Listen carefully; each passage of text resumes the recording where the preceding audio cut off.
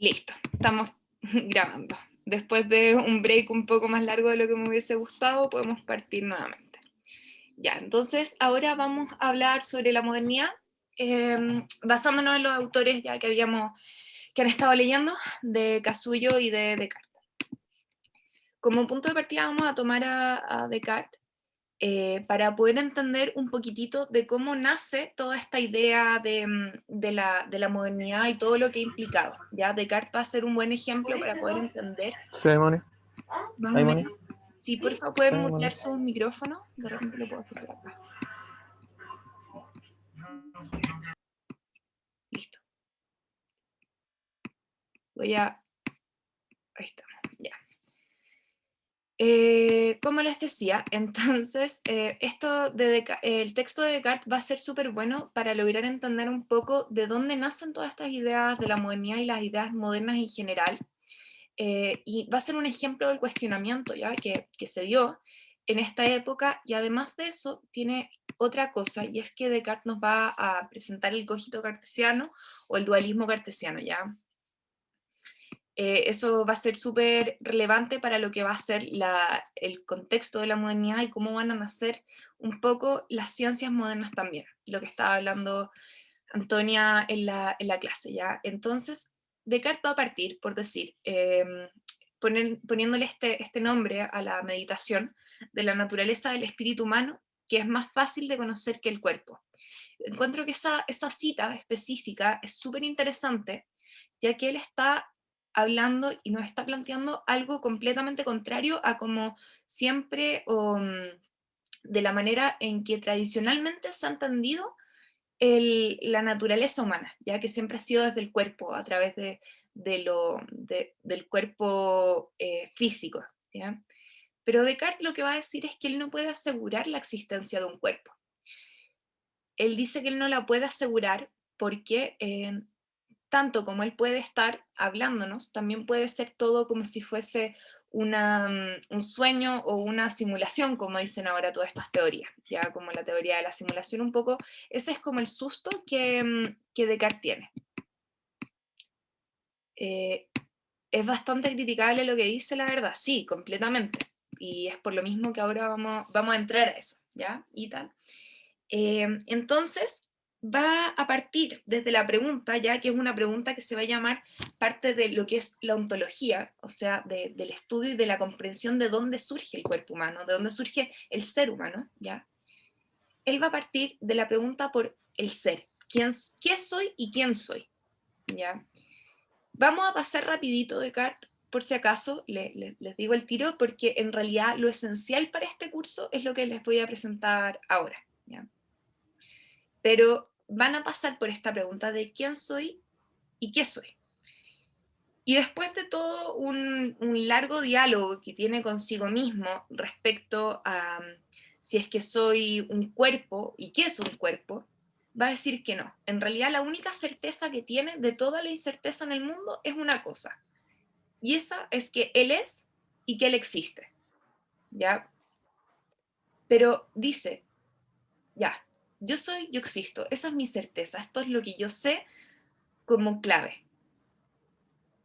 Pero de qué manera existo no está tan seguro, porque no está seguro con la existencia en general del mundo, ¿ya? O sea, sabe que existe un mundo que está fuera de él, pero lo que llega a decir es que en realidad lo único que sabe es que él no es que exista en el mundo y después de eso empiece a pensar, sino que él sabe que existe, o al menos cree que existe, desde el hecho de que puede pensar. Por eso es que llega a esta frase ya que es tan icónica del pienso, luego existo. Entonces ahí se va a cuestionar, bueno, pero si existo, ¿por cuánto tiempo exista? Y él va a responder eso, que es mientras él pueda ser capaz de pensar. Este pensamiento sobre el ser, sobre su ontología, sobre dónde aparece el ser, va a generar un choque súper importante con todo lo que venía pasando a lo largo de la historia, ¿ya? Y va a ser uno de lo que se va a llamar, esto no tienen por qué mencionarlo, pero sí se los cuento, o no tienen por qué saberlo, pero se los cuento igual, que va a ser una de las grandes heridas narcisistas de la psicología. va a ser la primera, y eso es lo que vamos a llamar el dualismo cartesiano, y es pensar que el cuerpo y la mente están separados. Es decir, que una mente podría llegar teóricamente a existir sin el cuerpo, o que todo el ser humano, en su esencia, está en la mente y no en su cuerpo. ¿Ya? Este tema de la mente sobre el cuerpo es lo que él va a llamar la res cogitans, que no aparece en esta meditación, este nombre, y después también tiene la res extensa, que es sobre el mundo que lo rodea, pero hace esta distinción, ¿ya? Que es la más importante y con lo que nos interesa, yo creo, podría llegar a decir con Antonia que logren entender. Y es esto, de que el cuerpo y el ser estarían, eh, el cuerpo y el ser en su esencia estarían separados. Lo que va a generar esto va a ser un impacto no solamente dentro de la filosofía general, sino va a ser también un efecto muy grande dentro de la ciencia y desde donde van a surgir grandes preocupaciones de la psicología, ¿ya? Es decir, esta idea de separación mente-cuerpo es lo que logra que nosotros podamos pensar en la idea de que en realidad eh, lo humano, ¿ya? Lo que nos hace distinto es gracias a esta idea racional. Pero luego lo que él va a decir y va a plantear es que él, a sí mismo, como existe o cree que existe al menos como una entidad física debido a que puede pensar, él dice, ok, ¿y cómo recibo todas las cosas desde afuera del mundo? Y ahí él va a plantear que lo que él tiene eh, van a ser una serie de habilidades que nosotros después podemos llegar a llamar los sentidos y la creatividad, que van a ser su manera de comunicarse directamente hacia el mundo.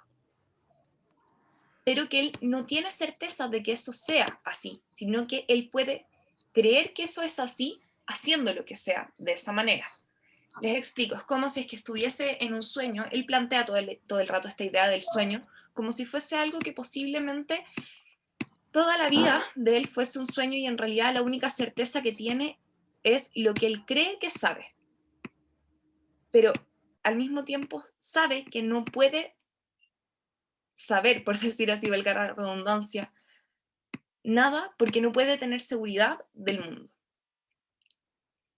Porque va a preguntarse no solamente en quién soy, cómo funciono, de dónde salgo, sino también se va a preguntar lo mismo desde el mundo. Y va a ser este ejemplo sobre la cera de las abejas, ¿ya? Que va a decir, como partamos desde la base. Digamos que tengo un panal de abejas que lo pesco y va a tener un olor, va a tener una textura, va a tener un sabor, va a tener algo que yo puedo asociar con todos mis sentidos, ¿ya? Pero después, si yo lo pesco y lo pongo sobre el fuego, se va a derretir. Y tanto su substancia, toda la manera en la que eh, al tiro te respondo, Cote. Él lo que va a decir es que cuando yo voy y como derrito esta cera de abeja, todo lo que yo asociaba a la cera, ahora cambió. Tanto su olor, su textura, su color, todo va a cambiar. Entonces ahí él se pregunta, ¿pero entonces existe la cosa en sí misma o todo es moldeable? ¿Ya? Y es por eso que él dice como que esta certeza que él tiene va a ser justamente el poder pensar y gracias a eso existir. Porque si es que él no pensara, no sería la cosa que es ahora, ¿ya? Porque él puede asociar que la cera es cera, pero solamente porque conoce o cree que conoce la esencia de la cera, ¿ya? Y esta cosa constante y que es como un círculo vicioso, y de hecho se va a hablar como un círculo vicioso, los filósofos especialmente que trabajan a Descartes van a hablar de esto por esta tensión constante de que existo porque pienso, pero pienso porque existo, entonces conozco porque pienso, pero también conozco porque hay algo. Pero todo el rato hablando de esta separación, ¿ya? Entonces eso es lo que se va a llamar el dualismo cartesiano, y eso grábenselo, súper importante. Dualismo cartesiano es la diferencia o es pensar la separación del cuerpo y la mente, ¿ya? Es por eso, es debido, de hecho, o gracias a eso, eh, claro, el pensamiento vendría siendo el espíritu, o la esencia, o el alma, o como le queramos decir, entre todas esas palabras que se usaban tanto más en lo religioso. Lo que, no sé, Cote, tú dices acá, pero hay un razonamiento, ¿qué es lo que entiende del mundo? No estoy entendiendo bien tu pregunta, quizás. Y me dice, me sigue, Nicolás, sí. eh, ya, súper. Sí, está bien, yo entiendo que es tarde y todo, pero ya, pues estamos a lunes, ¿o no? Sí. Ya, pero mi pregunta es, ¿les va quedando claro hasta acá esta parte de Descartes? Porque eso es lo que vamos a ver hoy día de Descartes. ¿Sí? Súper. Claro. Entonces, ¿cómo uno habla de las esferas? Cuando habla de la esfera es porque sabe que es la esfera. Hay un entendimiento de lo que es, más de pensar en ella como un objeto. Claro, es como que se pensara en esta esencia versus el objeto en sí.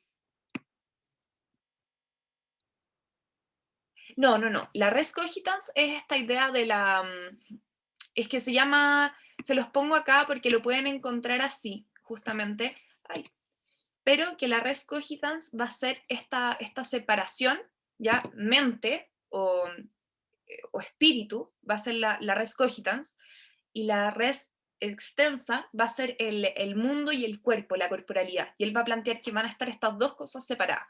Él no lo va a hablar eh, de esa manera en este capítulo que ustedes leen, ¿ya? Pero es como lo pueden encontrar a través de todos los libros de filosofía, cuando hablan de Descartes, les van a hablar de la res cogitans y así, porque es como el nombre bonito que se le pone al final. Y claro, Descartes lo que va a hacer es poner sobre la mesa esta dualidad. Esa dualidad, de hecho, va a ser súper dañina para las ciencias especialmente para la psicología, ya que es como pensar que lo que pasa a nivel mente no tuviese ninguna correlación con lo que pasa en el cuerpo. Yo ahora no les vengo a hacer clases ni de procesos psicológicos, ni de neurociencia, ni de nada de eso, obviamente. Em, ya, el res cogitans es solamente el nombre que se le pone a hablar sobre cuando se habla de esta esencia mente, ya esenciamente espíritu como una entidad. Y la res extensa va a ser la otra entidad que va a ser la corporalidad, el mundo. Y a esa separación le vamos a llamar dualismo cartesiano. Sí, sí, voy a volver a lo de voy a volver a lo de la psicología, solo que quiero ir como dije que el dualismo de por sí, eh, o la dicotomía, si le queremos poner otra palabra, entre mente y cuerpo, va a ser súper dañina para la psicología, porque es pensar que no hay ningún correlato entre lo que pasa en la mente y lo que pasa en el cuerpo. Ya, ustedes estando en la UNAP, que es una universidad sumamente psicoanalítica, yo a diferencia de Lanto sí me gusta más el psicoanálisis, em, no es algo malo, pero justamente lo que les quería decir eh, es que el psicoanálisis justamente rompe un poco con este paradigma por una cosa muy específica, y es que el psicoanálisis piensa ya en lo psicosomático, es decir, en pensar que va a haber un correlato entre el síntoma y algo que se puede pasar al cuerpo. ¿Ya? Y ahí empezamos a romper con esto, porque como decimos, ok, lo que pasa en la mente también puede pasar en el cuerpo. Yo sé que recién están en primer año, entonces todavía no tienen como ese lenguaje tanto de la idea, pero esto de somatizar, por ejemplo, Freud lo va a analizar eh, en varios de sus textos, especialmente y cuando desarrolla toda la historia de la histeria, ¿ya? Porque encuentra algo que se le va a llamar la parálisis histérica, que era algo que sucedía especialmente, bueno, como sabemos, en mujeres, porque Freud se las agarra contra las mujeres, por decirlo de una cierta manera, por harto tiempo, después se corrige un poquitito más. Igual hay que pensarlo, como lo hablaba la profe, de la historia crítica, que en realidad él era un hombre de su época, eh, y el conocimiento que había en esa época era otro. Pero bueno, cuando se toca este tema de lo de la histeria, él encuentra que van a haber pacientes que, por ejemplo, se les dormía un brazo, ¿ya? O se les dormía la mano, y la mano no la sentían, y no lo piensan como dormirse en el sentido de cuando uno se le duerme como porque, no sé, estuvo sentado mucho rato, sino como que hubiese una parálisis en un cierto lugar. Eh, ya la cosa y la idea de esta parálisis, que es muy loca, es que esa parálisis no tiene ningún sentido con lo que sabemos neuralmente del cuerpo, ya porque la parálisis histérica, la cosa que tiene es justamente que no puede ser explicada a través de la medicina. Por eso es que se descubre que cuando llegan estos pacientes con un solo brazo dormido no hace sentido, porque así no funciona el cuerpo. Si se te duerme un brazo no puede ser solamente el brazo, va a ser todo el cuerpo hacia abajo, o al menos la mitad del cuerpo, ¿ya? Porque hubo un daño nervioso ahí.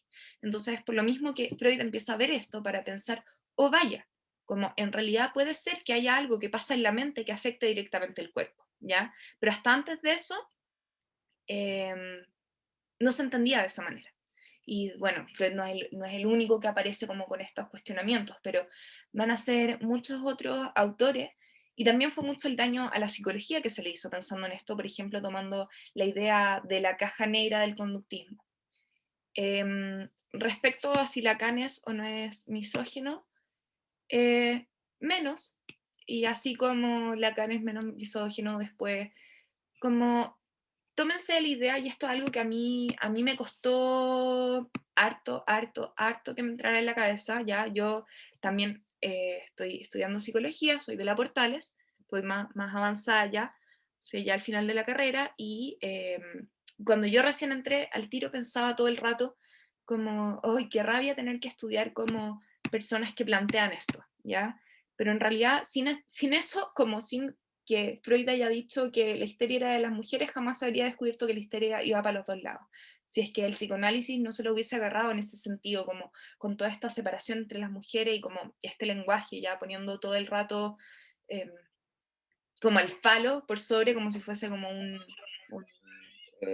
trofeo, va a ser justamente esa idea la que también va a desarrollar todas las teorías nuevas, ¿ya? Así que de verdad, como no se preocupen si es que lo que se plantea ahí es misógino, sino que sepamos que eso pasa en una época, y después con eso, tomándolo en adelante, podemos pensar en cómo eso ha afectado. Esto va a tener todo que ver con la historia crítica que vamos a ver después en Ayudantía y con la profe.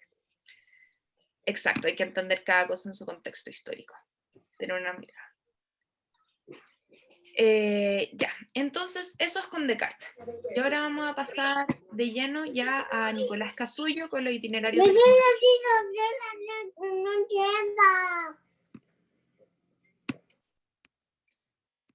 Wow, no sabía que teníamos espectadores tan jóvenes. Eh, ya, sigamos. Ya. Lo que va a hacer Casullo, y vamos a llegar hasta al final, cuando lleguemos al final vamos a hablar de cómo esta relación que tendría con Descartes, ¿ya? Es, bueno, hablarnos de la modernidad, como él dice, itinerarios, como qué fue lo que fue pasando en la modernidad para llegar hasta acá. La modernidad va a surgir, como dice acá, a partir del predicado de la muerte de Dios, ¿ya? Eso suena así súper terrible, pero parte de decir así como, y digo terrible porque suena así como, ¿qué onda? ¿Qué significa eso, la muerte de Dios? Como si es que Dios alguna vez estuvo vivo o no, o si es que es vida o no. Ya, pero olvídense de ese diálogo y pensemos en qué pasa en el momento en que las sociedades dejan de pensar en que va a haber una predominancia sobre lo eclesiástico, sobre todo esto lo divino, para explicarse. ¿Qué pasa cuando la modernidad empieza a surgir con la ilustración, y empiezan a aparecer todas estas personas que parecieran estar pensando de una manera súper distinta y como razonando, ¿ya? Cuando aparece esta predominancia del pensamiento y la razón por sobre la iglesia va a ser que va a surgir esta condición histórica que se va a concientizar ya por los actores de la historia. Eso es súper importante, porque antes de eso no hablábamos de tiempos históricos que eran conscientes, no pensándolo no en términos psicoanalíticos, inconsciente, consciente, sino más bien pensándolo en términos de cómo aparece este momento histórico donde las personas dicen, oh, estamos viviendo un nuevo momento histórico. Un poco lo que pasa ahora con el tema de la pandemia, ya que nosotros como que decimos como, oh, wow, el mundo va a cambiar después de la pandemia, porque realmente lo que está pasando no había pasado nunca, medio frío, me voy a poner una mantita en las piernas, lo que pasa ahora no había pasado jamás, ¿ya? Entonces, justamente de eso piensan las personas. Y lo que se va a ir elaborando, como dice acá, va a ser el nuevo pensamiento moderno, en que el mundo es sobre todo la representación que nos hacemos de él. Acá tenemos eh, una cosa que es bastante importante, y es esto de la representación. Cuando hablamos de una representación, eso asumiría que no hay una cosa específica, ya, sino más subjetiva.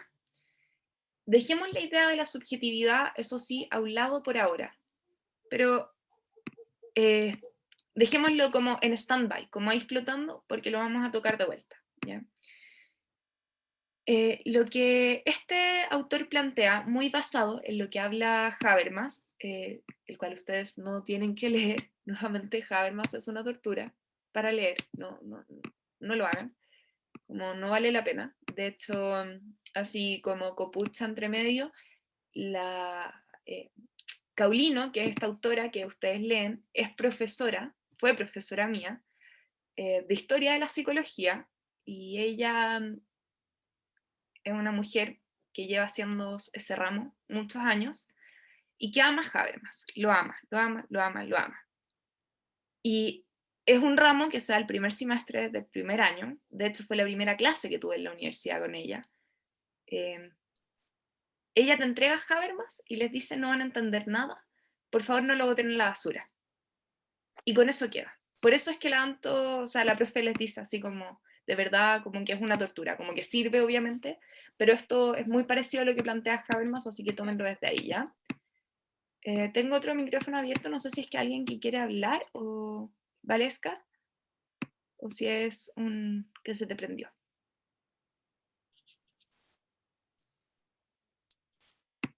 Ya vamos a silenciar. Bueno, lo que nos va a plantear entonces Casullo va a ser que la desacralización del mundo, es decir, el dejar este pensamiento religioso, va a aparecer esta problemática donde el mundo pierde su representación desde lo sagrado, desde lo mítico y desde lo religioso, y va hacia una representación racionalizadora, es decir, en base a lo científico-técnico, que es el mundo que nosotros conocemos, que es el mundo hegemonizado por esta razón en los últimos 200 años. Acá tenemos todos los elementos ya que van a aparecer en la modernidad. De partida, la pérdida del pensamiento religioso como lo hegemónico, ¿ya? La razón, por sobre todo, la razón en base a lo empírico, ¿ya? Y lo empírico va a ser lo que nos va a demostrar, lo que nos va a presentar el mundo. Eso va a ser gracias a un método científico-técnico. ¿Esto es positivista? Buena pregunta. Sí y no. La modernidad, pensémoslo como que ya, a ver. Imagínense que está quiero explicarles, quiero volver un poco a este tema de la epistemología, porque yo sé que tienen un ramo, pero se los quiero plantear de otra manera que de repente les queda un poco más claro qué es la, la epistemología, y gracias a eso pueden entender como mejor esta parte, ¿ya? Miren, vamos a, voy a ponerles acá, no,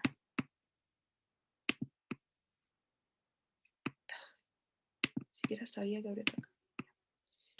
Lapicito, voy a abrirles Anotar, dibujar, borrador. Ya. Voy a dibujarles acá. Aquí al lado, como aquí entre medio les voy a hacer un dibujito muy chiquitito, ¿ya? Nosotros tenemos esta primera esfera, ¿ya? Que está acá arriba, que va a ser la ya, no puedo escribir acá, así que ontología. ¿Ya? La ontología es como nosotros, desde donde pensamos que existe el ser. ¿Ya? Lo que hace Descartes es meramente un pensamiento ontológico. ¿De dónde venimos? ¿Quiénes somos? ¿De dónde surgimos? Como la existencia, ¿ya? Darle sentido a la existencia.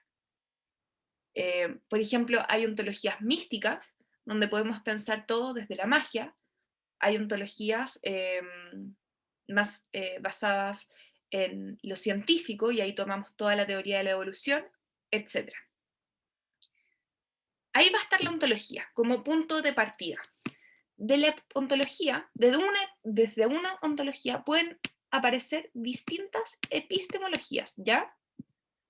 Estas epistemologías, como estas esferitas, que les estoy poniendo acá, de epistemología, van a ser las cuales nos van a ayudar dándonos un método por el cual estudiar, o una idea, una lógica básicamente, de desde dónde estudiar esto. Ahí tenemos cosas como el positivismo, que sería a través de lo empírico, de lo visible, de lo probable. El positivismo de por sí va a ser estudiar las cosas a través de lo que yo puedo ver, lo que puedo tocar, lo que puedo medir. Es sumamente científico, ¿ya?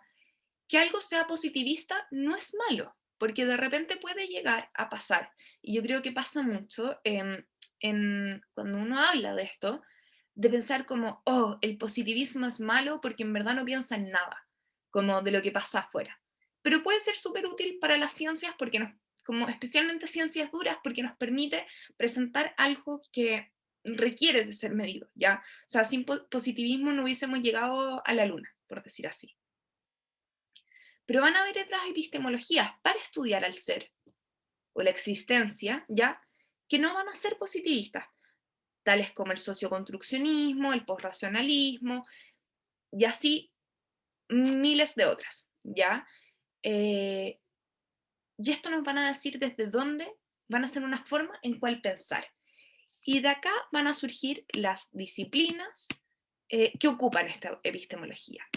Entonces, de acá, por ejemplo, si estamos hablando de posracionalismo o de socioconstruccionismo, podríamos pensar en la psicología social que se hace hoy en día, en, en los estudios sociológicos, en eh, la filosofía más moderna, ya va a estar basado desde ahí.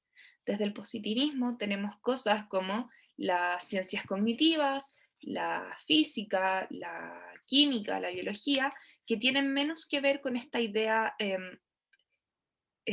por ejemplo, de la construcción social, y más con la idea de que esto tiene este naturalismo ingenuo, ¿ya? Que hablaba Antonio antes. Y sí, la carrera es bacán. Y espero que... Ah, oigan, se me olvidó decirles algo demasiado, demasiado, demasiado importante. Y es que este espacio de ayudantía es de ustedes y para ustedes. Yo solamente estoy acá para ayudarlos a ustedes, ¿ya? La teoría cognitivo-conductual es positivista, sí y no. La que sería más antigua, especialmente los primeros como tipos de cognitivismo, sí, pero hoy en día hay toda una movida del cognitivismo que también tiene mucho que ver con el ambiente social y llega a otros lados mucho más socioconstruccionistas. Es súper entretenido, de hecho, el área cognitiva de hoy en día. Y como les digo, yo estoy ahora ya empezando todo mi proceso de especialización. Yo efectivamente me voy a especializar en psicoanálisis, también mi madre es psicoanalista, entonces yo creo que tengo una influencia enorme por ahí, pero también trabajo en el laboratorio de neurociencias de mi universidad. Ya soy ayudante de investigación ahí, soy ayudante del curso de neurociencias también. Entonces, también tengo un interés ahí por todo ese lado que podríamos llamar más positivista, de buscar un poquitito más la base más científica, más en lo fino quizás. Psicoanálisis en la carta astral. No, yo creo que que el psicoanálisis es algo que uno o se adhiere o no se adhiere, como que es una, por decirlo así, una volada, ya como que yo siento personalmente que es la volada que a mí me explica mejor el comportamiento humano, pero no es la única. La corriente sistémica yo encuentro que tiene muchísimo que aportar también por ahí. En fin, ya, les voy a borrar esto. Pero ahora que me imagino les queda un poquitito más clara la idea de qué es la epistemología, qué es la ontología, porque son palabras que van a seguir surgiendo tanto en esta ayudantía como probablemente el resto de su carrera. ¿Les queda más claro? Cuéntenme. Y si no logro entender lo que es el positivismo, porque busco por Google y aparte me dice que es el único medio de conocimiento en la conferencia comprobada, sentido, y en otra por los científicos. Según probado a través de los... Ya, es que les voy a decir, ya, ¿por qué el psicoanálisis? Partamos de esta base. Ya, voy a hacer una pregunta, quiero que abran sus micrófonos, de a uno obviamente para que no se nos colapse el sistema, y que me digan, me den una idea de por qué el psicoanálisis no sería positivista y el... Y, y por ejemplo, la biología podría ser estudiada y bien estudiada a través de un método positivista. Quiero ver como el que se atreva y no se preocupen de cometer errores.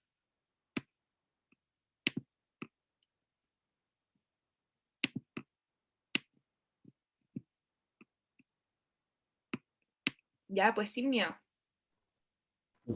¿Aló? ¿Se escucha? Sí, se escucha. Ya. Yo creo que básicamente porque el psicoanálisis en sí se basa en temas mucho más abstractos de lo que, de cómo se podrían abordar las otras áreas del conocimiento, como la biología, porque son conocimientos súper concretos, súper estructurados, que se pueden repetir, se pueden hacer experimentos, pero con los temas así como el psicoanálisis que van un poco más como no sé, el inconsciente, algo que plantea el psicoanálisis, pero que van como a temas más subjetivos, es un poquitito más difícil abordarlos desde esta metodología de estudio, creo yo. El Súper. como hacer el conocimiento así como repetible, probable, y eso creo que Acabáis creo. de dar en todos los puntos importantes de esto. ¿Ya?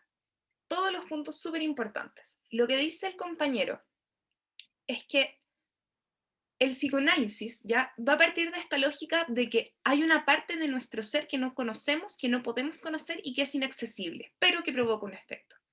Eso va a ser el inconsciente, ¿verdad?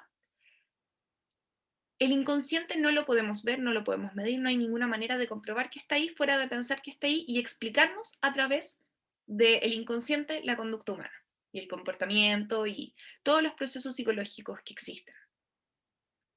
Las experiencias y cómo la persona y por qué a la persona le pasan ciertas cosas. La biología, en cambio, no podría funcionar así si lo pensamos desde la medicina, ¿ya?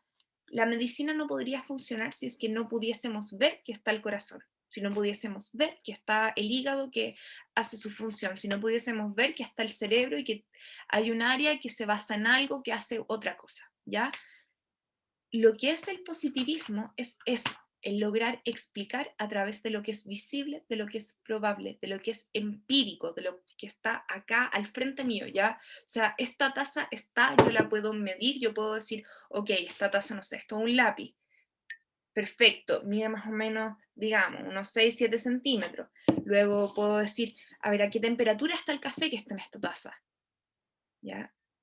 A través de los hechos, a través de lo que está en nuestro mundo, que podemos acceder a ello a través de nuestros sentidos.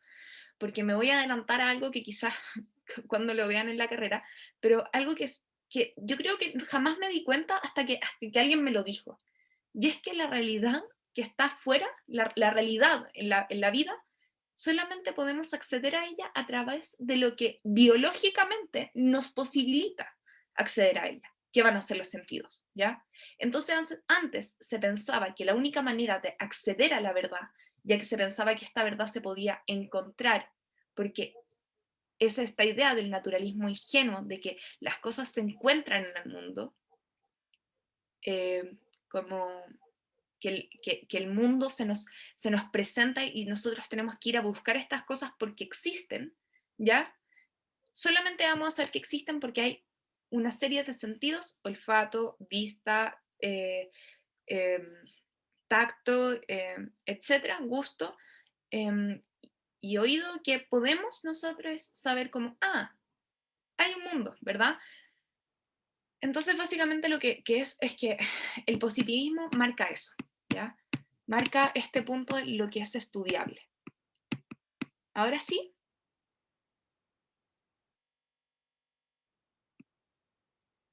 Ya.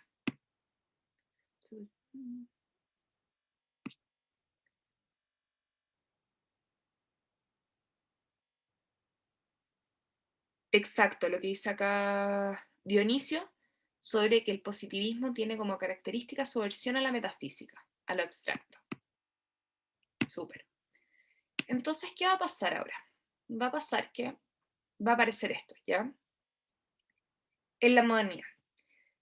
El positivismo ya toquémoslo un poco más adelante de nuevo, pero ahora que ya entendieron qué era. Va a decir entonces Nicolás Casullo que esta modernidad ya va a estar basada en todo lo que dijimos antes y que van a aparecer un par de cosas, ¿ya? Un nuevo tipo de poder, va a decir él, que va a ser el poder de autor. Ya, cuando leamos a Foucault y hablemos de Foucault, vamos a entender sobre otras cosas del poder, porque él se basa en el poder, como en la idea del poder, para poder entender las sociedades, ¿ya? Pero lo que está diciendo acá Casullo es algo que, a ver, para que alguien escriba, ¿verdad? Alguien escriba algo, no sé, por ejemplo, filosofía, matemáticas o lo que sea, tiene que tener un conocimiento. Y ese conocimiento, cuando se comparte en forma de un libro, hace de una verdad, ¿ya? Hace de una, demuestra o planta un cierto tipo de idea en las personas. Por ejemplo, Marx escribe el Manifiesto Comunista, y luego de eso aparecen una serie de luchas en el mundo reales a través de la idea que tiene Marx. Eso va a ser una forma de un poder enorme, porque estamos influyendo a través de la literatura, ¿ya? Eso es algo que no había pasado antes porque no existía la imprenta, por lo cual era mucho más difícil acceder a todo lo que es literatura, ¿ya? Entonces, por eso, al masificarse esta idea de la literatura, aparece este nuevo poder. La historia no es la historia. Vamos a llegar a esto cuando hablemos de la crítica y de todo esto, lo que está hablando es la profe ahora, pero quiero que queden con esta idea de que la historia no es la historia, son las historias. Porque la historia, pensándolo como que fuese una cosa en sí misma, piensa el mundo a partir de lo que un autor considera que es lo más importante. La historia es sumamente subjetiva. Todo el mundo quiere objetivizar la historia, como si es que hubiese esta idea de algo lineal, ya que esto pasó primero y esto pasó segundo, y esto era lo que almorzaba, yo qué sé, esto es lo que almorzaba la princesa Diana y por eso se murió. Ya, da lo mismo. Como si es que hubiese una sola historia y que eso plantee esta línea como que de esto pasó esto y de esto pasó lo otro. Pero en realidad existen miles de cosas pasando al mismo tiempo, ¿ya? De hecho, separar entre historia universal y historia de Chile, por ejemplo, que es algo que hacen los colegios, no tiene ningún sentido, porque lo que está pasando en Chile es una respuesta también a la historia universal, a lo que está pasando en el resto del mundo. ¿Y eso cómo se expande? A través del conocimiento, el conocimiento que lo tienen los autores porque tienen un poder del conocimiento de transmitirlo y de entregarlo, ¿ya? Además, en la modernidad, y sobre todo este es un pensamiento racional, ya, como esta idea de la racionalización y de racionalizar todo, de pensar todo, de tratar de entender todo. Va a aparecer además el romanticismo, que va a ser una lucha en contra del desencantamiento del mundo. Y acá nuevamente vamos a partir de abajo para arriba para lograr entender todo esto. Desencantamiento del mundo va a ser lo que autores como Weber y como Benjamin em, van a plantear. ¿Ya? Ellos vienen de la escuela de Frankfurt, son autores. La escuela de Frankfurt, ya de hecho es la misma escuela de donde, de donde surge Habermas. em, es una escuela que había partido en Frankfurt, Alemania, pero que se mueve a los Estados Unidos de América porque aparece la Segunda Guerra Mundial y gran parte de estos autores eran judíos. Ya, entonces también ahí hay una perspectiva bastante interesante respecto a por qué hablar del desencantamiento del mundo. El desencantamiento del mundo entonces va a ser esta idea de que a través de la razón, ¿ya?, y la extrema racionalización se llegaron a los crímenes más grandes de la historia. Me explico. Cuando aparece, esto lo dije también en una clase para portales, pero que voy a hacer el mismo, voy a llegar a todas las preguntas del chat por si acaso, pero quiero terminar con esta idea antes de que se me dé vuelta la cabeza a mí. Soy media, tengo un poquitito de déficit atencional. Entonces, vamos a partir de la base de, yo, Isidora Schlesinger, soy de una familia que es judía, que murió en la guerra, ¿ya? No obstante, y hablando súper cercano, o sea, mi abuelo se escapó de los nazis, literalmente. Entonces, ¿por qué estoy diciendo esto? Lo estoy diciendo porque aún así, y aunque yo tenga una aprensión gigante y que tengo realmente un odio ya hacia lo que pasó ahí, puedo lograr entender de dónde surge la Segunda Guerra Mundial, de dónde surge todo este movimiento nazi. Van a haber muchas teorías y muchas cosas, pero lo que yo más me adhiero también es que una de las cosas, porque fueron muchas, pero una de las cosas que lleva a esto fue la racionalización. ¿Por qué? Darwin aparece en su época hablándonos de la evolución. A través de Darwin va a aparecer un concepto que va a llamar el darwinismo social, que va a ser explicar cómo funcionan las sociedades a través del pensamiento evolutivo de Darwin, como que hubiese un alguien superior, más apto, que además es una pésima lectura porque no es el más apto, es el más adaptado, entendiendo como los cambios físicos y lo que pasa a través de la naturaleza. Pensando eso, se llega a esta conclusión de que, bueno, va a haber una raza aria y ahí todo el resto que sabemos de la historia. ¿Ya? Pero si logra entender, atrás de eso había un pensamiento. Esto no surge de como, oh, odiamos a los judíos, a los gays, a los negros y a toda la gente que no sea aria, por decir así, a las mujeres, a los niños con problemas tanto mentales, a los alcohólicos, a las prostitutas, a todas las personas, odiémoslas por esto. No surge solamente de eso, surge de esta idea sumamente racional, no significa que esté bien, sino racionalizada, procesada, de, esta es mi explicación del mundo, de aquí surge, ¿ya? Entonces, eso va a ser esta como sobre-racionalización y el querer explicar todo a través de la ciencia, de lo empírico, le quita al final una sensibilidad al mundo, una cosa que tiene que ver con los sentimientos, una cosa que tiene que ver más como con el está bien o está mal, la moral, porque nos estamos explicando desde la ciencia, ¿ya? Entonces, por lo mismo que la modernidad va a ser el proceso eh, de racionalización histórica del occidente, porque se racionaliza la historia, se piensa todo a través de la razón. Voy al chat. ¿Cómo responde el romanticismo al desencantamiento del mundo? Al tiro llegó a eso. Las historias construyen distintas realidades, dan distintos poderes a las personas y a las sociedades. Poderes, de verdad. Las historias construyen ciertas, voy a ir de parte. ¿La historia construyen distintas realidades? Sí. Construyen distintas realidades no en el sentido, y eso tienen que tener mucho cuidado, no en el sentido de que literalmente surja una realidad distinta, pero sí una manera de entender la realidad, una manera de explicarme la realidad. Y eso va a tener efectos en adelante, obviamente. Dan distintos poderes a las personas y a las sociedades. Claro, porque al final, como hablaba justamente hoy día la profe, esto de pensar, por ejemplo, la historia desde los ganadores, le atribuye ya un cierto poder a una cierta persona. o un cierto grupo. Y eso tampoco es la idea, ¿no? La idea, porque supone que la historia es objetiva, ¿no? Esa es como la idea de la historia, que sea algo objetivo, que nos cuente la verdad y solamente la verdad.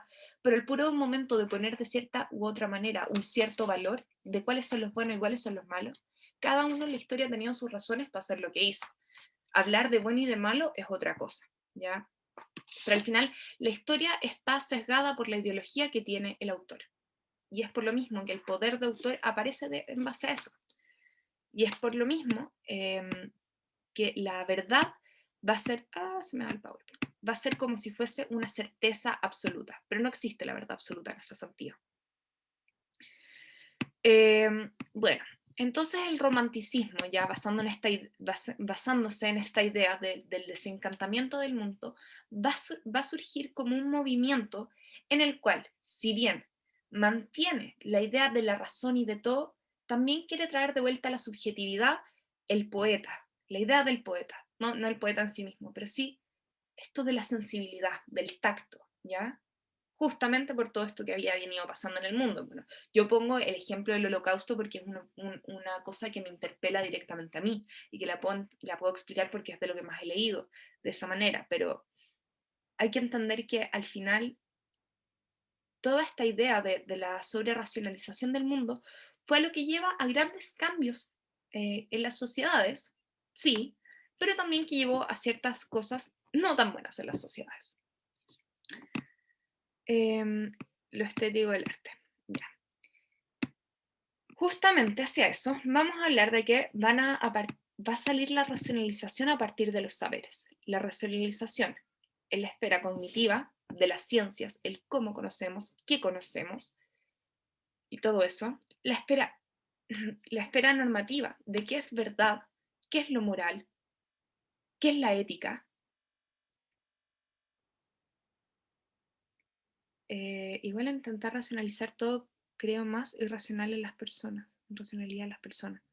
Exacto, y esa es como una dialéctica súper importante que van a mencionar autores,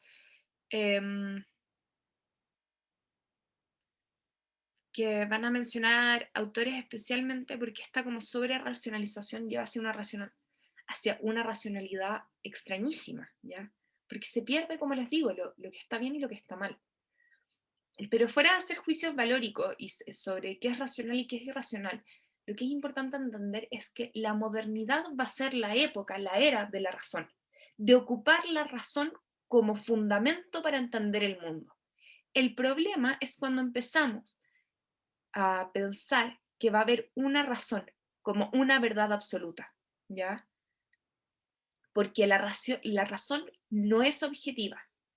La razón está basada en la subjetividad. Vamos a llegar a eso, pero pausa.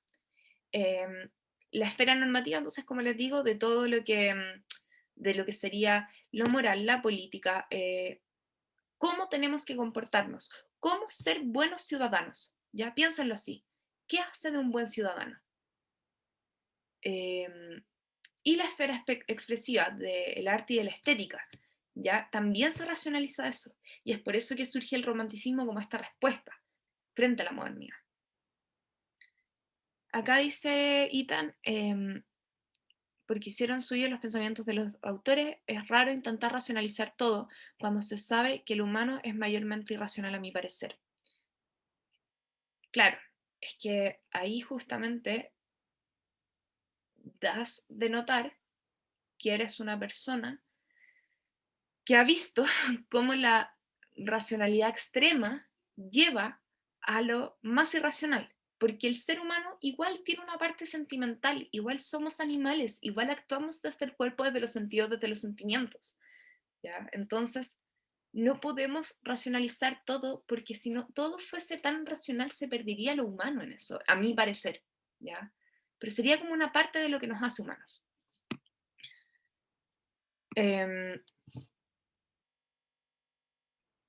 Pensamientos racionalmente totalitarios desencadenan en conductas irracionales, la paradoja. Exactamente. ¿Me psicoanalizará la profe con un comentario? No. No, acá no estamos para psicoanalizar a nadie, no se preocupen. Además que todavía, ustedes no sé si saben, pero en verdad para uno volverse psicoanalista, tiene que hacer todo un estudio después de la universidad, ¿ya? Em, Voy a la esfera cognitiva de vuelta. Después de eso hay que hacer 2 años de estudio del magíster en psicoanálisis con la supervisión clínica y con la supervisión, con la terapia que uno se tiene que hacer, porque uno para ser psicoanalista realmente se supone que tiene que haber ido a terapia antes y haberse hecho a sí mismo psicoanálisis antes. No, si es todo, es un cacho ser psicoanalista, chicos y chicas, no es como, y ese es el problema también muy grande que hay en Chile, que el colegio de psicólogos en general, nadie se colegia, entonces nadie puede, porque no hay ninguna necesidad real de hacerlo, y, y bueno, no, esto no se termina con el pregrado. Les va a pasar, ya, como que se los quiero decir, que me gusta decírselo a la gente que está en primer año, les va a pasar que van a sentir que saben mucho al principio, porque van a sentir como que, esto es esto y esto es lo otro, y de repente van a ir avanzando en la carrera y como que de la nada lo que les dijo un profesor lo está contradiciendo el profesor que está por este lado, porque él trabaja o ella trabaja desde otra perspectiva, y después lo que dijo esa profesora se va a contradecir con lo que están viendo paralelamente en otro ramo, eh, y, y justamente todo lo que aprendan ahora es como que les da la base, pero después, y se los digo así, yo cada vez que paso un ramo siento que sé menos del tema que antes de que estar acá, como que antes de estar en el ramo. Parece que es lo de P. Criminalística no, hay psicología y justicia, pero no criminalística, que no es lo mismo. No, es que en Chile se trabaja más con la psicología jurídica, ¿ya? Sí, ya. Volviendo. Pero eso tiene mucho más que ver con las intervenciones psicosociales, ¿ya? Los forenses, creo que la UNAM tiene un posgrado en forense, pero también es algo que se ve a nivel de posgrado. No es que sea distinta, es solamente el enfoque que se les da. Ya, bueno, la esfera cognitiva entonces va a ser justamente la esfera de las ciencias, ya de cómo entendemos, de cómo conocemos y de todo. Y esa fue yo creo que la más racionalizada sobre todo porque fue la que desde su base parte de la idea de la razón, de la idea de que tenemos que encontrar los hechos para explicarlos, para poder decir lo que es verdad y lo que no. ¿Ya? Eso va a ser la racionalización al final, es el pensar en todo este circuito al final, que parte de la base de que encontramos algo, que hay que estudiarlo, a decir cómo funciona, qué hace, cuál es su objetivo, eh, y todo eso, y cómo debiese funcionar, etcétera, etcétera. Entonces, justamente acá hablando de la racionalización va a ser el camino científico del encuentro de la verdad, ¿ya? La racionalización también va a involucrar a la crítica, porque solamente podemos racionalizar a través del pensamiento crítico. Van a haber autores tales como Kant que justamente hablan de que la razón de por sí va a ser la predominancia de la razón por sobre lo eclesiástico, va a ser la salida del ser de un estado de un estado autoculpable de minoría de edad. ¿Por qué dice esto? Lo dice a partir de la base de que en realidad nosotras como seres humanos habíamos estado súper gobernados al final por la iglesia. Y eso es súper fácil, va a decir él, porque va a decir que en realidad qué fácil es que te guíen, que te digan dónde está el camino, pero cuando tenemos que pensarlo por nosotros mismos, entre hacer esa diferencia en qué está bien y qué está mal, el, el pensar respecto a algo y no obedecer solamente, ingenuamente por decirlo así, va a ser sumamente difícil. Y es por eso que es como esta salida del estado de minoría de edad. Y es autoculpable, bueno, porque en realidad siempre estuvo la posibilidad ya de hacerlo, pero no había el coraje en la sociedad como para hacer esto predominante, ¿ya? Como todo lo que habla Kant. Va a decir también Casullo que la racionalización va a ser un entramado racional con lo que vemos el mundo, que no solamente es un pensamiento, también se va a convertir en instituciones, historias, son nombres, son biografías, ¿ya? O sea, la racionalidad o lo racional o la racionalización de la experiencia cotidiana, de la vida, va a generar no solamente un efecto en cómo yo veo, yo Isidora veo el mundo, sino también en cómo van a surgir instituciones. eh, ah, Valesca, sí, voy a subírselas.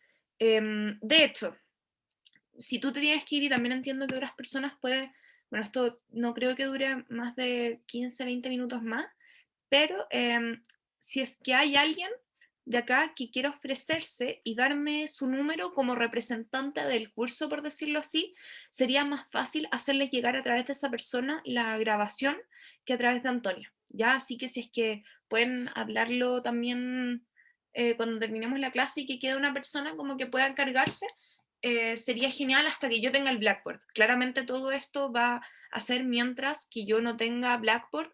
Probablemente vamos a seguir funcionando a través de Zoom en ayudantías porque yo no sé usar Blackboard. Así que eso. Ya Vanessa, Valesca, perdón. Estamos viéndonos. ¿Tú podrías? Ya, súper. Mándame, mándame a través del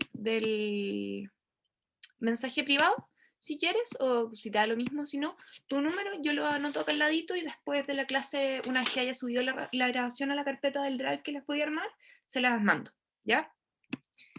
Y te la hago llegar.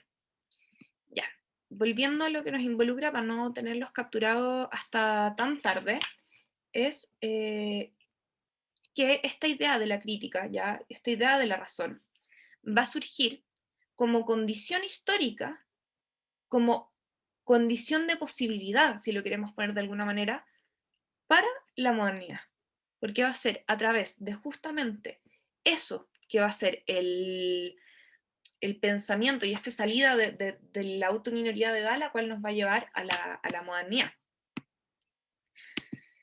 Y que va a hacer surgir instituciones, ya instituciones en el sentido literal del gobierno, ya el gobierno, la idea de gobierno de hoy en día nace a partir de la modernidad.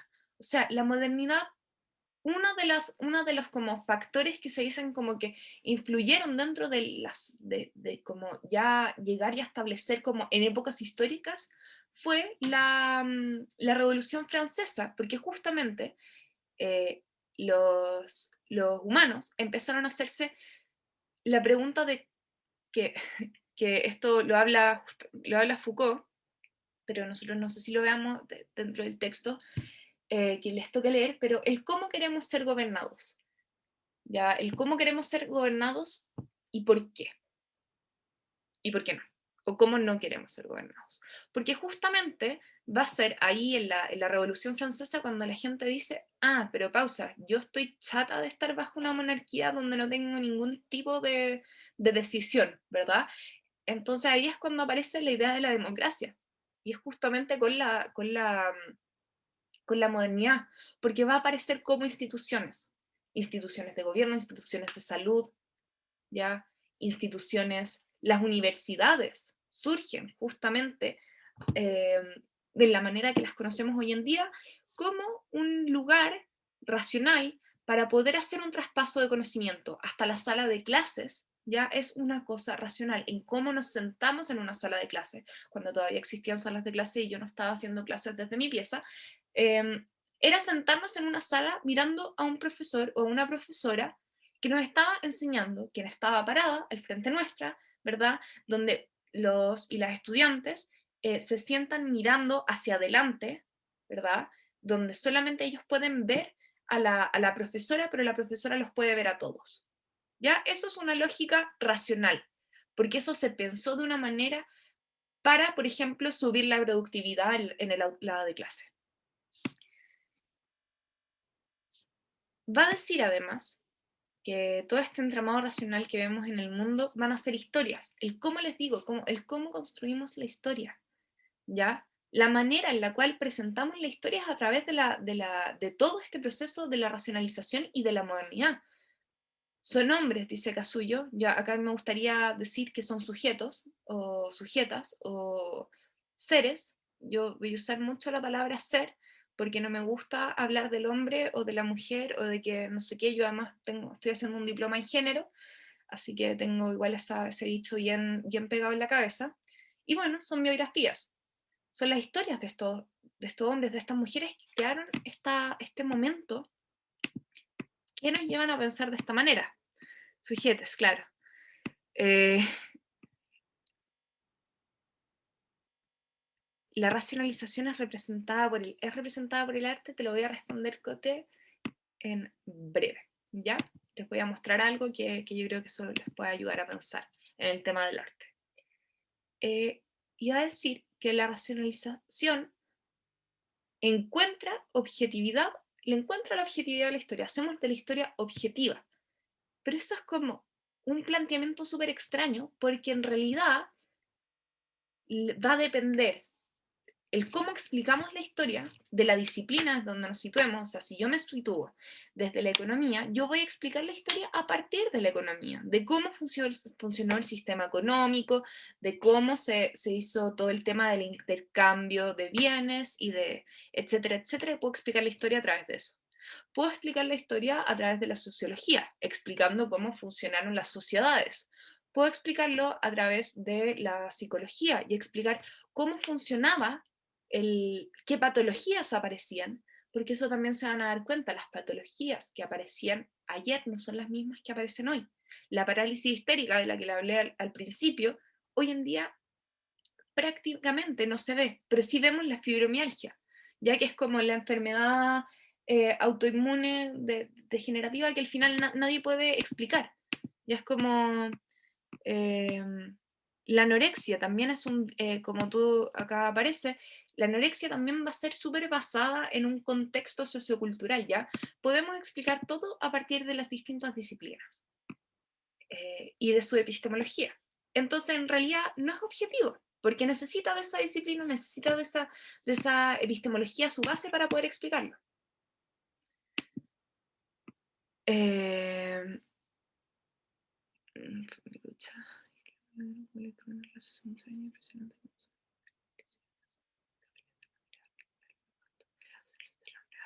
personaje tiene el poder sobre el resto, objetiviza una realidad bastante dispara a la razón, entender, y para fin propia vende el terror como medio de fin de progreso. Se es un ejemplo de cómo no querer ser gobernado y de cómo no querer vender el cuento del tío al sujeto que hoy es bastante fácil. Sorry si me fui la ola. No, bacán. Toda esta reflexión justamente eh, es eso, ¿ya? Es ver cómo se racionó en esa época para entender un fenómeno que mirándolo desde afuera, con ojos más críticos, entendiendo lo que significa para la humanidad, nos damos cuenta de todo este desastre al final que se genera a través del pensamiento nazi, ¿ya? Como es todo basándose en una teoría que además que eso es lo que yo quiero explicar, que además es una mala lectura, porque ni siquiera entendieron a Darwin y se basaron en eso. Entonces, asimismo, la racionalización va a ser un proceso esperanzador, porque mientras estemos razonando, siempre va a haber un progreso, siempre va a haber algo más adelante, porque no nos estamos quedando pegados, porque estamos buscando y buscando y buscando. El autor va a decir que también hasta podría llegar a ser cómo encontremos la felicidad, hay gente que se esperanza en eso, porque al ser un progreso indefinido o casi infinito, estamos constantemente reinventándonos. Discierne en la complejidad y en el caos en algo interpretativo que nos permite situarnos en el mundo. O sea, es como esta idea, ¿no?, de las ciencias, de la física, sobre la entropía, como que el orden natural de las cosas es el desorden. La razón nos permite ordenar el mundo, nos permite interpretarlo, nos permite decir, yo soy Isidora, ¿ya? Yo me sitúo de esta manera en el mundo, yo no sé, pienso de esta manera, me gusta tal cosa, no me gusta tal cosa. Hay todo un proceso por detrás, ¿ya?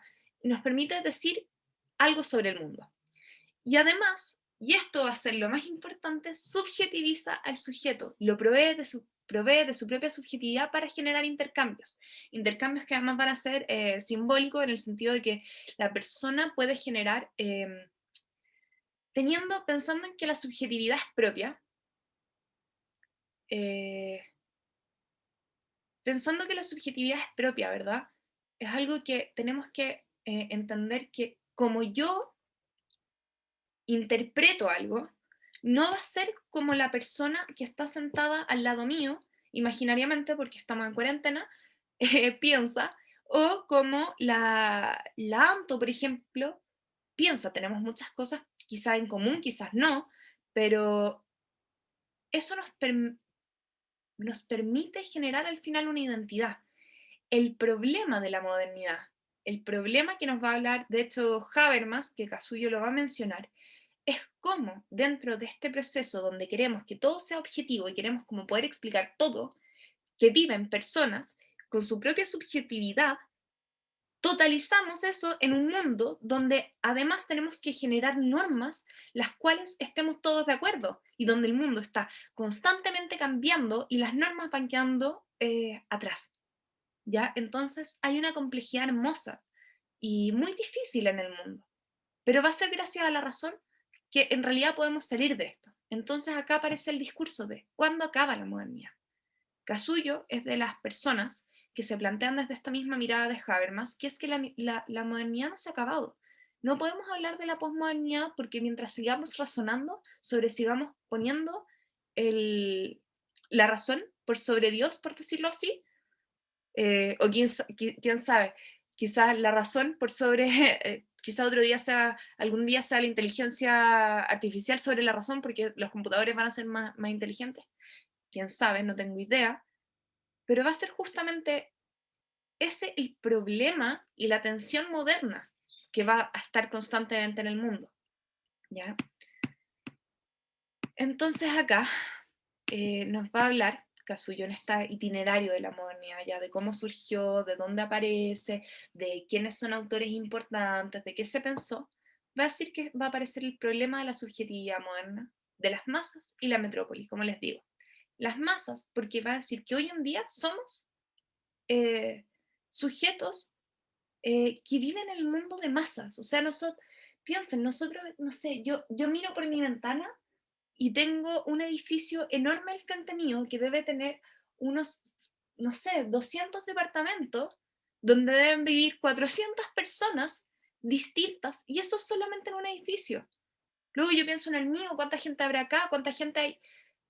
Vivimos en una sociedad donde todo es masivo, no solamente las personas, también el consumo, la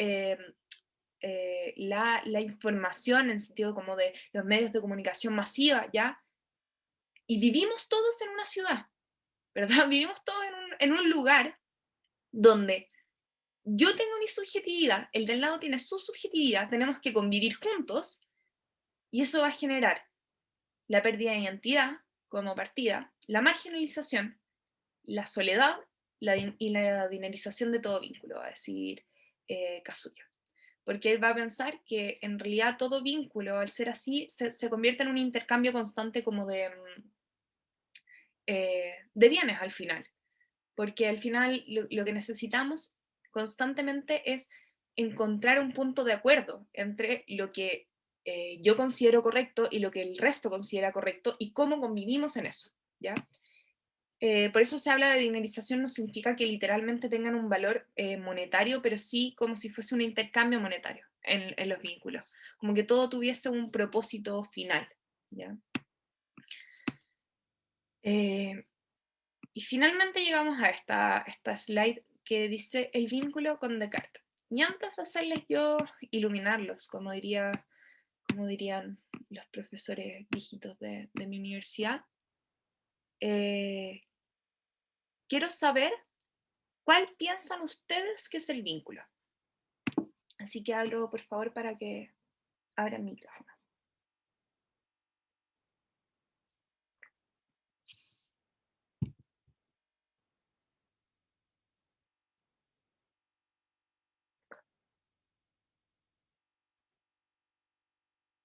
Ya, reformulo la pregunta. ¿Qué es lo que la racionalización? Ya, nos soplaron la respuesta. Pero antes de llegar a eso, voy a devolverme. Voy a reformular la pregunta. ¿Qué es lo que hace Descartes en todo su texto? ¿Qué es lo que está haciendo, como responde acá Felipe? Razonar. El cuestionamiento del ser. Cuestionamiento. Súper. Y justamente va a ser ese cuestionamiento constante, el cual es, de partida, lo plenamente, netamente moderno. Y además de eso, tiene otra cosa pequeña y muy interesante, y es que lo que Descartes intenta hacer todo el rato es probar algo, probar que algo existe, como tener certeza de algo, aunque sea certeza de la incerteza de la vida, ¿ya? Como él dice, aunque como mi conclusión sea que no puedo tener certeza de algo, esa certeza ya la tengo, ¿ya? Es como esta idea de que lo único cierto o lo único seguro que hay en la vida es la muerte, es eso, es que él busca la certeza. ¿Y cómo la busca? A través de la razón, a través de lo empírico, a través de tratar de probar lo que es real y lo que no. Y eso justamente ese pensamiento de Descartes es lo que va a ser el resto de la humanidad, en y a través de la modernidad, ¿ya? Va a generar un pensamiento, una explicación del ser, va a generar una epistemología para estudiar ese ser, y va a generar luego descubrimientos y objetos de la ciencia o de las humanidades o de la literatura o de lo que sea, a través de este cuestionamiento constante, de esta crítica constante a, a quiénes somos y cuál es nuestro objetivo, ¿ya? Y eso sería la ayudantía. Había dicho que les quería mostrar una cosita del arte para que les quede un poquitito más claro. Algo que es súper famoso, se llama, lo voy a buscar ahora.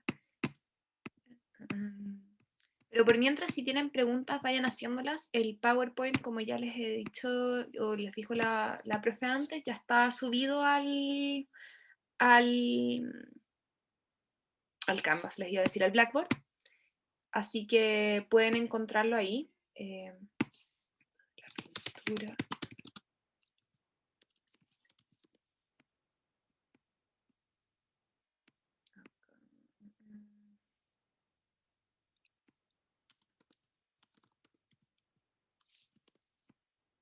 Cuadro de Goya. Acá hay un cuadro que es como mega famoso. A mí me lo han mostrado en más de una clase ya, a través de la historia de vida, que es una pintura que justamente es una crítica hacia la modernidad. De eso las voy a mostrar ahora. ¿Qué es esta? Que dice, no sé si se ven bien mi pantalla, sí. Dice acá, aceptemos las cookies. El sueño de la razón produce monstruos. Y esa frase es súper paradójica si la piensan, por el hecho de que, ok, el sueño de la razón, o sea, el soñar con la razón, el especular la razón, el querer la razón, además produce monstruos, ya como esta idea de que este desencantamiento del mundo. El sueño de llegar a la razón va a producir monstruos entre medio. Es como esta tensión constante que hay en la modernidad. Esta va a ser como el arte aparece y surge en, como respuesta a la modernidad, pero también el cómo interpretamos el arte, ¿ya? O sea, Ethan, cuéntame cómo tú entendiste a Descartes. Por mientras.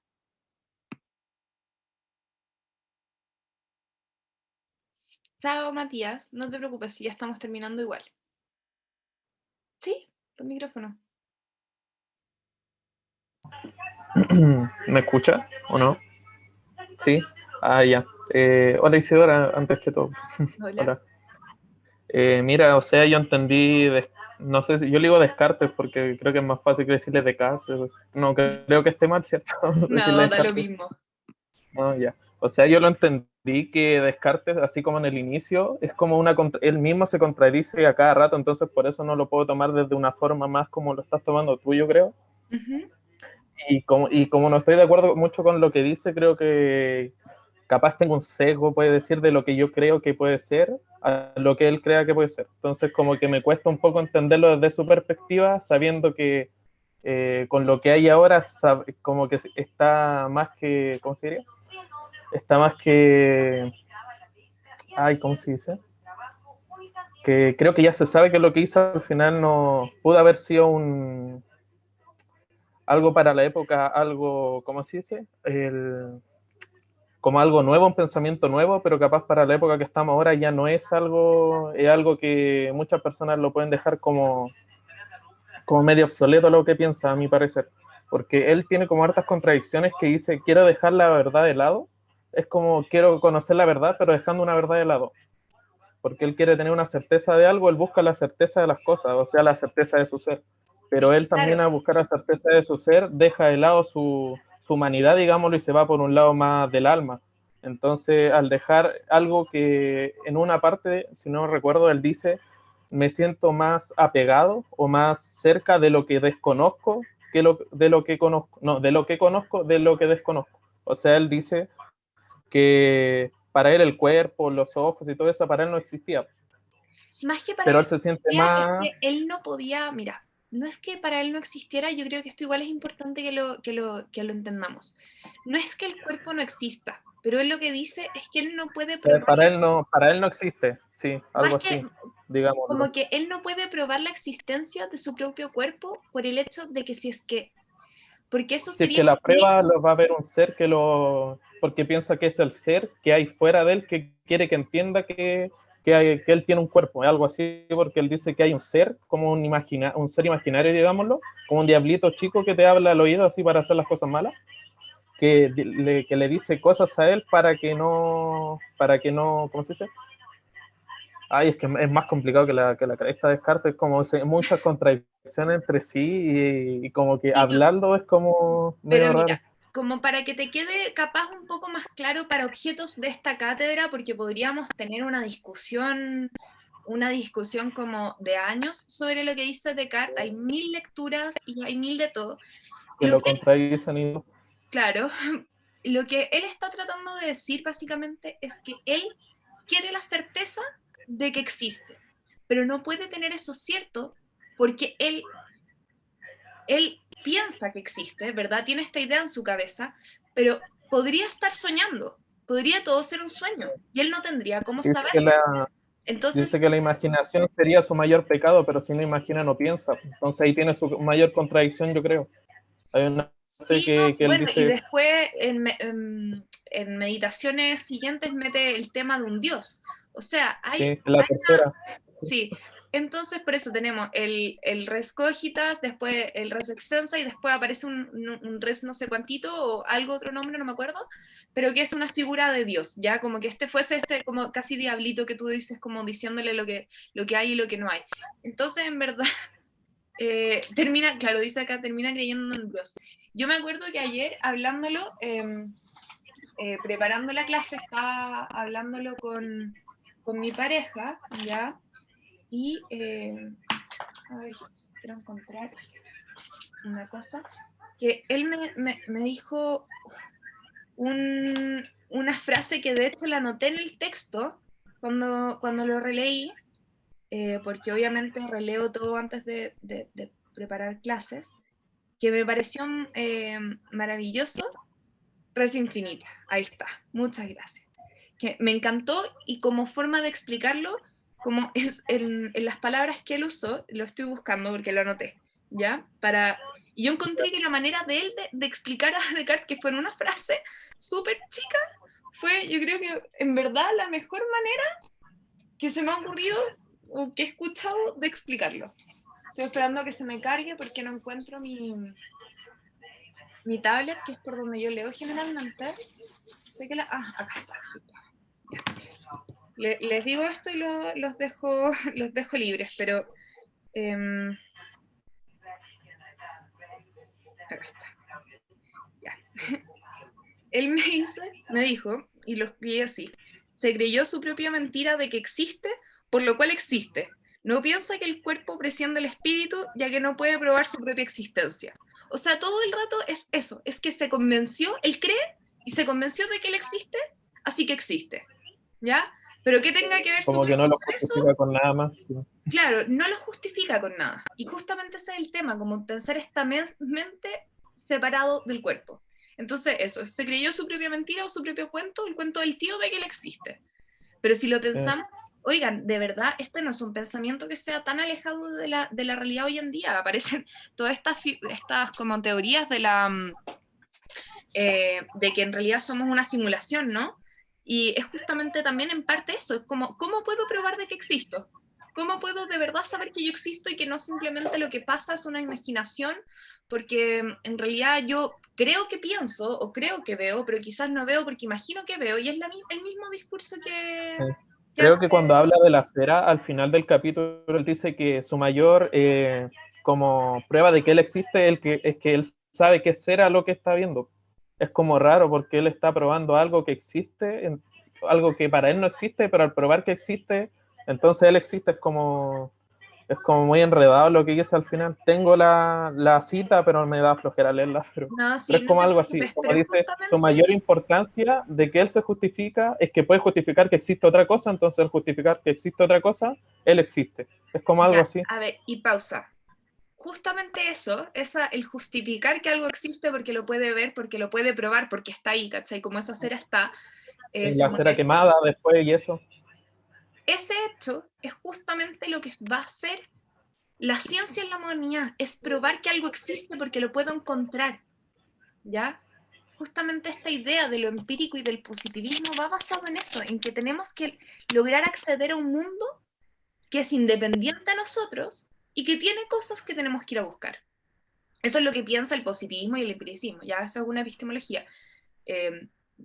Probablemente durante el curso y todo vamos a hablar de una u otra manera más de otras epistemologías, pero el positivismo, que es importantísimo para el origen de la psicología, porque es justamente el positivismo la razón por la cual, mejor dicho, el medio por el cual la psicología trata de establecerse como ciencia y no como otra parte de las ciencias sociales o filosofía.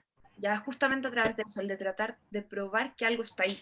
Y por eso el psicoanálisis, o sea, los conductistas se la agarran tanto contra el psicoanálisis, porque dicen como, oye, ustedes son en verdad toda una como bolsa de volados que no logran como probarme nada, porque no veo su tal inconsciente, ¿ya?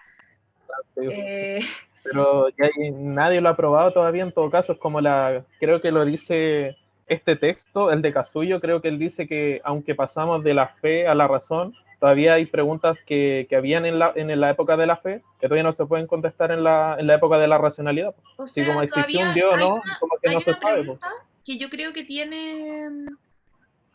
Yo creo que hay una pregunta que jamás vamos a poder responder y es ¿qué pasa después de la muerte? ¿Ya? Y eso podemos pensarlo y razonarlo y tratar de explicar a través de 1000 experimentos, pero de verdad que no podemos decir como hay algo o no hay algo, ni idea qué pasa. Y van a ver, hay muchas cosas de ese tipo o cosas como en verdad somos puro cerebro, pura razón, puro cuerpo, habrá algo más allá, habrá, por ejemplo, una subjetividad colectiva. O sea, como que igual estamos como en una constante, en un constante cuestionamiento sobre muchas cosas. O sea, aparte de nuestra propia existencia, es como, ¿por qué existe esto? ¿Por qué pasa esto? Son Claro, como que como, ¿por qué, por estamos como en esta ejemplo, constante. por qué surge el coronavirus? ¿Surge por la evolución? ¿Surge porque una persona, no sé, O sea, un ya existía el gringo en un coronavirus, pero laboratorio el de lo ahora pescó? es distinto. Claro, y todo eso, y justamente es esa la idea de la crítica y de la modernidad, y por eso es la idea del progreso indefinido, porque no vamos a dejar de...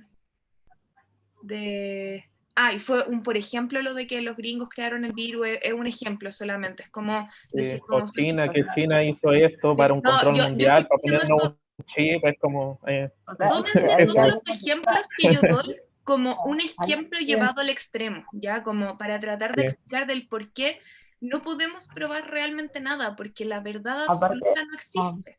Y es justamente no esa sé, idea en la que tenemos que estar constantemente y tratando de Cuestionando. acercarnos cada vez más a la verdad. Y esa es la modernidad, esa es la crítica.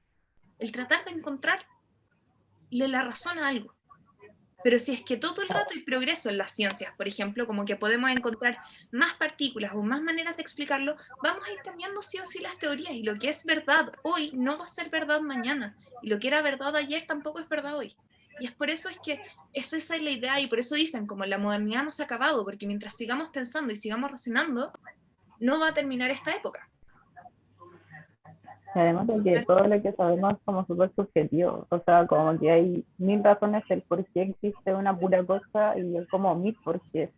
Y de ahí a saber como cuál de esos es real o cuál de esos es mentira, como Y yo muy... creo que justamente con eso, y yo me imagino que de cierta manera uno de los objetivos que queremos que logren como pesquisar de este curso, ya justamente con esta idea de la, de la historia y historias críticas, es justamente el poder pesquisar que van a haber maneras en las cuales podemos tratar de entender el mundo, pero que la verdad absoluta no existe, porque siempre van a haber intereses previos para encontrar algo. O sea, nadie decidió como, vamos a descubrir las bacterias y vamos a ir a buscar, no sé, bacterias porque quiero que hayan, yo creo que hay bacterias en el mundo, es porque habían intereses y cosas que estaban pasando en la vida que llevan a las personas a buscar algo en específico, en este caso, ejemplo, bacterias, ya como la gente se estaba enfermando, así que dicen, chuta, en verdad tengo que hacer algo al respecto de esto, ¿qué es lo que está causando esta enfermedad? ¿Ya? Y ahí se llega a esa definición, ¿no? O ¿por qué la gente enferma mentalmente? Y ahí surge, por ejemplo, el psicoanálisis como una explicación, el conductismo como otro, y así en adelante. La sistémica después con todas sus teorías relacionales. Eh, entonces es eso, son maneras de explicar el mundo, pero va a haber una manera que se hegemoniza, ya que se vuelve la verdad, entre comillas, y es como lo que nos enseñan, como, ya, los colegios tienen que pasar esto y esto y esto porque esto es así, ya, como pasemos la evolución y no pasemos a Dios porque eso no se puede probar, pero la evolución sí. No Es digo como que lo eso esté mal, políticamente correcto que va cambiando claro, en no cada digo que época, lo eso, políticamente correcto cambia. Po. claro, y no es que esté bien o esté mal, simplemente es una manera en la cual podemos entender el mundo que es la más lógica dentro de las lógicas que existen, supongo. No cuestionar las Mm, cosas elimina los monstruos. Claro, pero el no cuestionar no nos va a llevar a ningún lado tampoco. Y esa es como también la paradoja de la Además que, modernidad. o sea, yo lo llevo como igual el contexto de porque por algo igual estamos todos estudiando, o sea, estudiar como ya psicología nos hace a todos como personas que cuestionan el por qué la mente trabaja como trabaja, por qué pasan estas cosas. O sea, creo que todos entraron como por un propósito, entre comillas, similar, de querer saber como un porqué. el porqué de esto, el porqué de esto otro. Claro. Igual lo de los monstruos, ahora que lo pienso un poco, si nos vamos a lo que es un monstruo es irracional, pues entonces capaz las personas que no piensan serían los monstruos y los que piensan se estarían ¿cómo sería? De, se estarían humanizando, podría decirse, yéndonos netamente a lo que es un monstruo o lo que yo tengo en mi concepto que es un monstruo, Claro, a y no esa es ser que una sea un manera monstruo que de sepa hecho, mucho y pueda cuestionar todo, sería otra cosa, que sea un claro. monstruo muy poderoso. Exacto, y de esa manera, chicos, chicas, es la idea de que puedan pensar la historia, ya como mismo estamos hablando de la razón y los efectos de la razón en el mundo.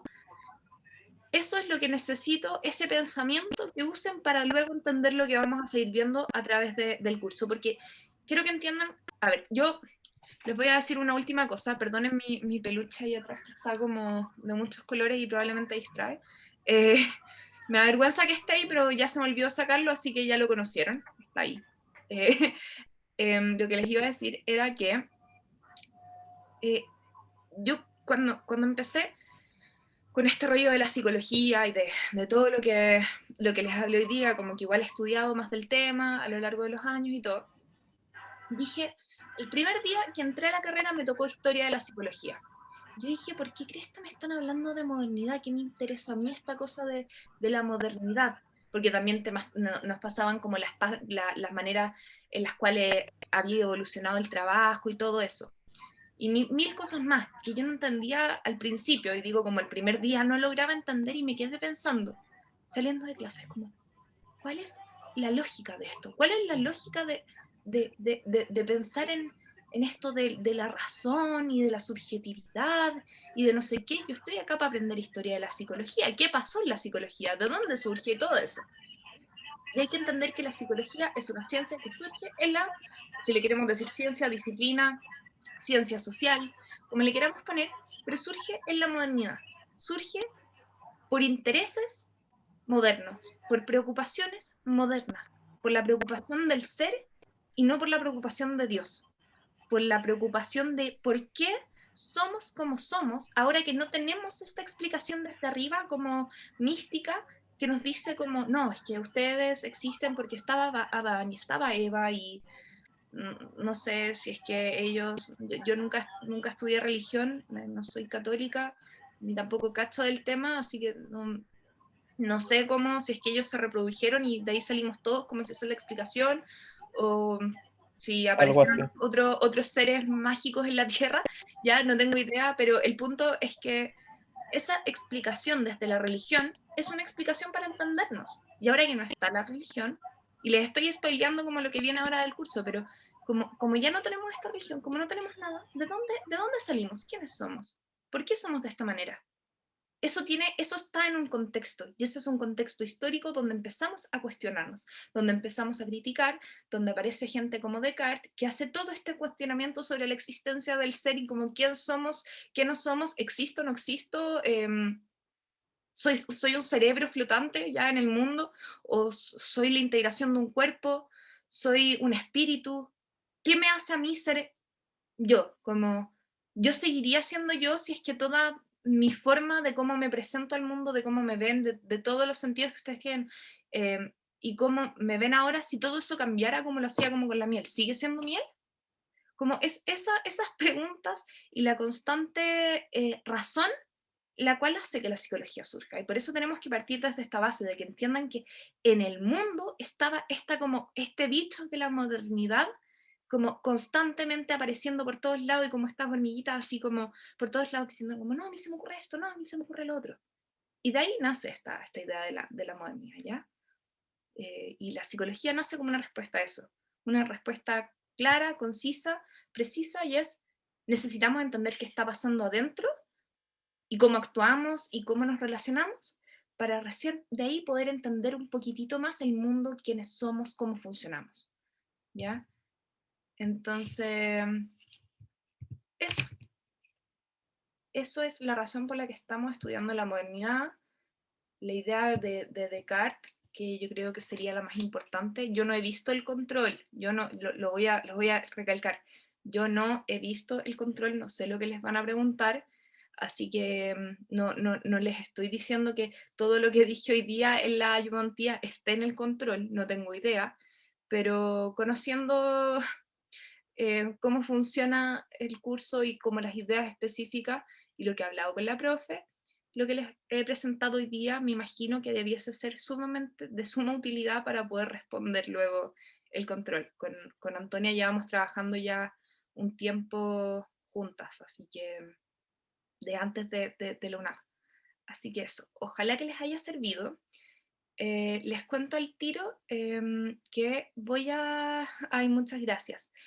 Voy a darles un pseudo cronograma como de las ayudantías, pero no sé si se van a mantener exactamente así o no, porque sabemos que hay como un contexto mundial, el cual está un poquitito separado de lo que a mí me gustaría que pasara idóneamente, así que les voy a dejar ese cronograma y nos vemos la próxima semana. La próxima semana vamos a ver Caulino y Rose, probablemente, quizás. Ya, pues, Hola, bacán. Dime. ¿me escucho bien, Isidora? Sí, súper. Sí, yo quería decir solamente dos cosas, lo voy a hacer bien breve, para los que quieran irse ya. Lo primero es que yo creo que más allá de toda la vuelta que le podemos dar al tema de Descartes, hay que entender que así como mencionó Isidora, que la psicología nace en la modernidad y en esta quehacer de darle una explicación al ser, al individuo, más allá de las explicaciones religiosas, Descartes le da una importancia sumamente grande al pensamiento, al pensar. De hecho, él dice que su certeza de que existe es porque piensa. Y Exacto. debemos entender justamente que la psicología como ciencia que estudia la conducta o por etimológicamente el estudio del alma, de la psique, eso yo creo que es la analogía que debemos hacer entre Descartes y nosotros como psicólogos, que él le da esa importancia a pensar. Y lo otro que quería mencionar era agradecer a Isidora porque creo que en este tiempo que llevamos nosotros eres la única que se ha dado el tiempo de algo sumamente importante en la docencia y en la educación superior, que es más allá del saber y hacer de un profesional, es el ser. Y tú has hablado de lo que es ser después como en otro año, estudiante de la psicología, de tus propias experiencias e incluso empatizaste con lo que muchos de nosotros quizás pensamos, que tiene que ver estos hechos históricos con la historia de la psicología. Y eso es muy bueno en la docencia, creo que es una estrategia didáctica a la larga muy buena. Así que se agradece por el tiempo y porque la profundidad se notó también en ambos textos. Pucha, muchísimas, muchísimas gracias. Yo, como les digo, la idea de este espacio es que sea para todos y todas. No es un espacio donde yo venga a alardear de mis conocimientos, porque yo no soy la profesora, yo soy ayudante de profesora, como ayudo a Antonia, como en todo lo que se refiere con, no sé, por ejemplo, correcciones y cosas cuando ella no tenga tiempo, pero también la idea es ayudarlos a ustedes a entender, o sea, a mí no me sirve venir acá y hacerles un bla bla si es que se van todos entendiendo lo mismo con lo que llegaron. A mí no me Sí. sirve de nada y yo, al menos como en mi propia experiencia, siempre lo que más he agradecido es la gente que puede compartir tanto su experiencia, sus conocimientos, su manera de pensar, para poder ayudarme a mí a entender mejor. Y esa es mi rol acá y de verdad esa es la idea y que sigamos trabajando de esta manera. Em, si para próximas clases se animan a aprender, por ejemplo, sus cámaras, también genial, porque si no, igual me da un poquitito de sensación de que soy una youtuber que está acá como flotando y como que no hay nadie, pero al escuchar sus voces y ver que están súper activos por el chat, me encanta y de verdad la idea es que la pasemos bien acá, tanto ustedes como yo, porque yo la paso bien explicando esto, a mí me gusta, me interesa, pero si es que no hay un interés por la parte de ustedes, no hay ningún tipo de gracia en esto, ¿no? Entonces la idea es que este espacio sea para ustedes. Y si es que tienen alguna crítica en algún momento, eh, tanto constructiva como no constructiva, háganmela saber, porque nuevamente el espacio es para ustedes. Lo que quiero que logren es que acá yo no vengo a poner malas notas, vengo a que les vaya bien. Así que... Sí, em, eso se notó, Isidora. Por lo mismo yo creo que va el agradecimiento y yo sé que todos concordamos, me parece, por lo que han escrito en el chat. Así que quería decírtelo. Muy agradecido. ya, pues.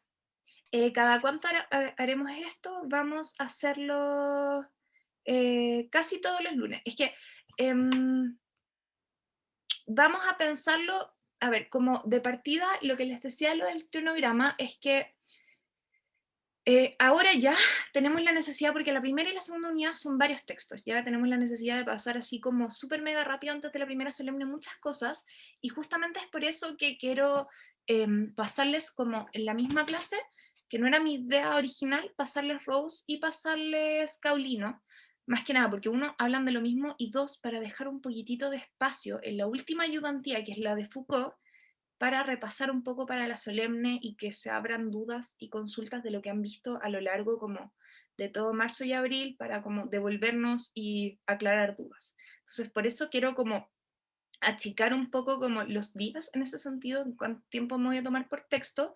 Eso no les va a quitar profundidad por si acaso, no se preocupen. Además que el texto de Rose lo llevo pasando ya un par de semestres seguidos, más de una vez a la semana, así que de verdad como que es algo que se los puedo pasar relativamente dinámico, conociendo las preguntas y dudas que surgen, para poder también dedicarle su tiempo a Caulino, y la idea sería hacer esto semanalmente hasta la primera solemne, y ver la necesidad que haya, si es que hay necesidad semanal o no, porque hay menos textos, y obviamente un repaso último también para la segunda solemne. Eso, pero van a tener todas las ayudantías previo a los controles, y si no el mismo día del control, pero sí como que el control se habilita durante la semana para que lo responda. Entonces, son solo 2 solemnes, sí. Sí, es la primera que entra en la primera y segunda unidad, que son más cortitas, y la tercera unidad se evalúa solita. Y la idea es que antes de cada control hayan tenido una ayudantía con los textos, que resolvamos dudas y todo eso. Así que eso, siendo las 10, 12 de la noche, igual tarde, los dejo libres para que vayan o a estudiar, o trabajar, o a dormir, o a hacer lo que quieran hacer. Si quieren carretear, vayan a carretear, ya que habían algunas personas medias animadas, y los dejo para que nos vayamos viendo la próxima semana. Ya, muchas gracias a todos ustedes. Chau.